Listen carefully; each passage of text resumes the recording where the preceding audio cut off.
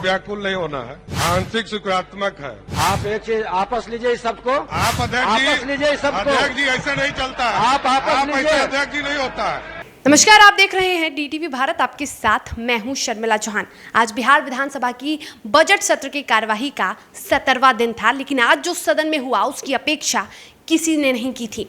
बता दें कि आज बिहार सरकार के मंत्री सम्राट चौधरी ने आसन से जिस तरीके से बात की वो बेहद गलत था, और जिस लहजे में बात की तो उससे सदन का अपमान हुआ।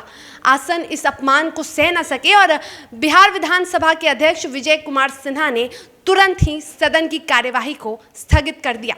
क्या कुछ कहा सम्राट चौधरी ने, पहले जरा ये सुनिए। श्री विनय बिहारी,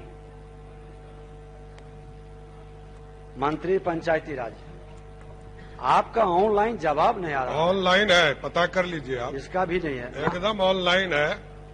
ऑनलाइन 16 मिला है जवाब में विनय जी? 16 में से 14 अध्यक्ष महोदय, जानकारी आप पता कीजिए।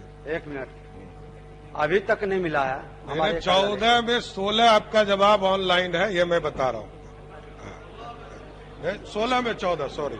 माननीय मंत्री जी सुनिए, माननीय मंत्री जी सुन लीजिए, 9 बजे तक मेरा कार्यालय सारे ऑनलाइन जवाब निकाल लेते हैं और 16 में मात्र 69% जवाब ही आपका आया है।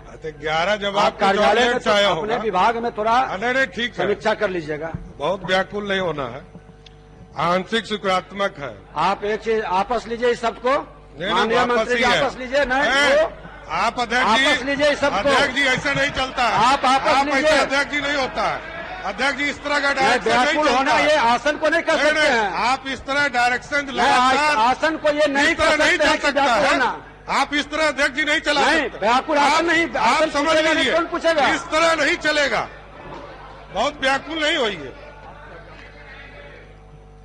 सदन स्थगित की जाती है। तो सुना और देखा आपने किस तरह से पंचायती राज मंत्री सम्राट चौधरी ने आसन से बात की।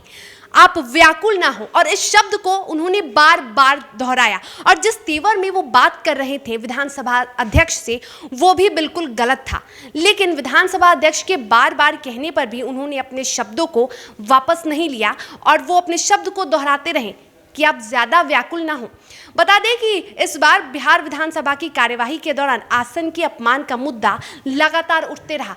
कभी एक तरफ डिप्टी सीएम नसीहत दे देते हैं विधानसभा अध्यक्ष को, तो कभी कोई मंत्री ही मुक्का दिखा देते हैं सदन में कार्यवाही के दौरान, और इस तरह से आसन के अपमान को लेकर विपक्ष भी लगातार सत्ता पक्ष को घेरते नजर आ रही है।